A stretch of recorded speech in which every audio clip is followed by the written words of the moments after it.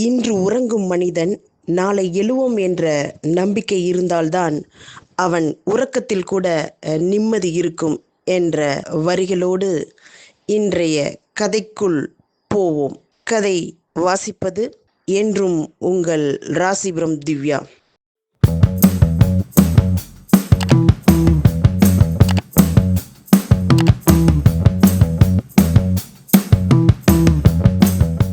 ஒரு அரசன் போட்டி ஒன்றை மக்களுக்கு அறிவித்தான். கோட்டை கதவை யார் கைகளால் திறந்து தள்ள முடிகிறதோ அவர்களுக்கு நாட்டின் ஒரு பகுதியை தானமாக வழங்குகிறேன் என்று அறிவித்தான்.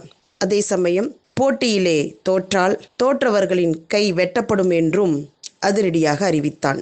இந்த போட்டி அறிவிப்பை கேட்ட மக்கள் பலரும் பயந்தனர். யோசித்துவிட்டு எந்த மக்களும் அந்த போட்டிக்காக பயந்து போட்டிகளில் யாரும் கலந்து கொள்ளவில்லை. ஆனால் ஒரே ஒரு இளைஞன் மட்டும் போட்டியில் கலந்து கொள்வதற்கு முன் வந்தான்.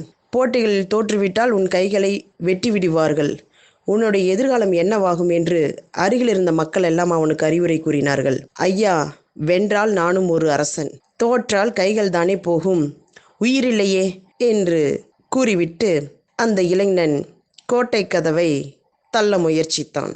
கோட்டை கதவை தள்ளினான். என்ன அதிசயம்! கதவு சட்டென திறந்து கொண்டது. ஏனென்றால் கோட்டை கதவுகளில் தாழ்பால் போடப்படவில்லை, திறந்துதான் இருந்தது. ஆம் நண்பர்களே, பல பேர் இப்படிதான் இருக்கிறோம். தோற்று விடுவோமோ, எதையாவது இழந்து விடுவோமோ என்று எதற்கு முயற்சிக்காமலே நாம் அந்த போட்டியிலிருந்து விலகி கொண்டிருக்கிறோம். அனைவரும் அறிந்த கதை முயல் ஆமை கதையில். அந்த முயல் ஆமை கதையில் அந்த முயலின் தோல்விக்கான காரணம் தாங்கள் அறிந்ததே. முயலின் தோல்விக்கு காரணம் முயலாமைதான். எனவே முதலில் முயற்சி செய்யுங்கள், வெற்றி உங்கள் வசம்தான்.